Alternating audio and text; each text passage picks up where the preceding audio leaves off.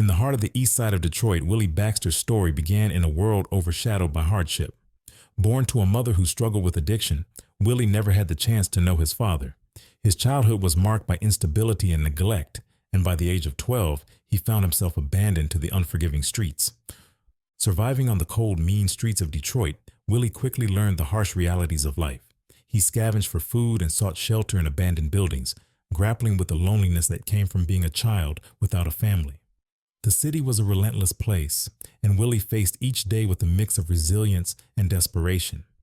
As he grew older, Willie made choices that led him down a darker path. Poor decisions eventually landed him in jail, a turning point that forced him to confront the consequences of his actions.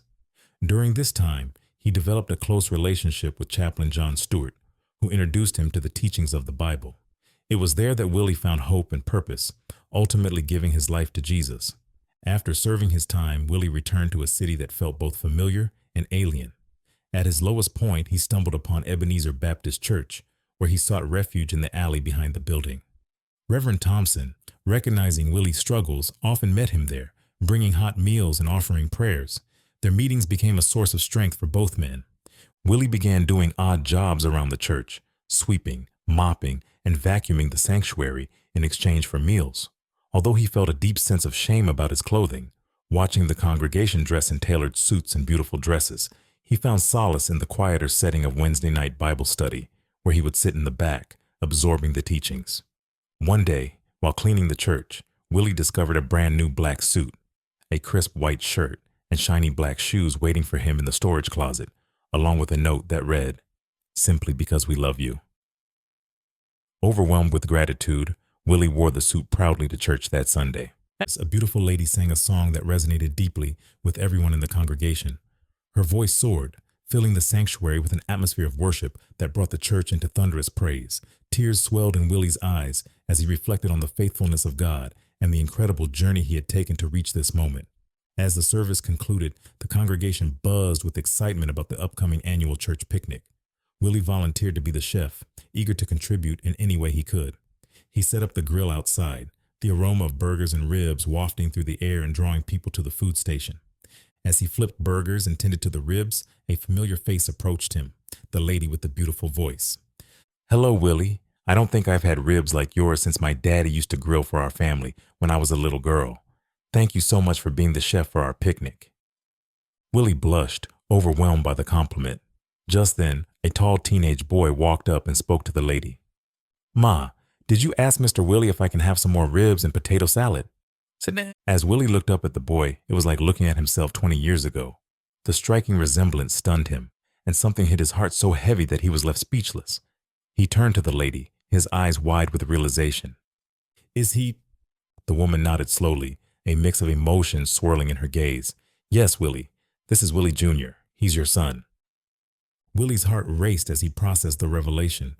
This beautiful lady was not just someone from his past, she was the mother of his child. She had known all along but had been afraid to reveal it at the wrong time. "Why didn't you tell me sooner?" Willie finally managed to ask, his voice trembling. "I wanted to," she replied softly, "but I was afraid of how you would react. I wanted to give you space to find your path first. I wanted you to know the man you've become." Tears streamed down Willie's face as he looked at his son, now a tall teenager standing before him. All the years of longing, regret, and hope coalesced in that moment. "Hey there, buddy, I'm your dad," Willie said, emotion thick in his voice. The boy grinned back, the innocence of youth shining through. "I know. Ma told me about you. I'm glad you're here." As they shared a moment, the picnic buzzed around them, children playing, families laughing, and the sense of community filling the air. Willie felt a new sense of purpose fill his heart. The journey that had begun in despair was now leading him to a future filled with hope and connection. The church, once a place of refuge, had become the foundation for a new family. Pathway to transformation. After the picnic revelation about Willie Jr., Willie felt a renewed sense of purpose. He continued to take on more responsibilities at the church, eventually leading Sunday school for the children. His natural ability to connect with the kids and share stories from the Bible made him a beloved figure among the youth.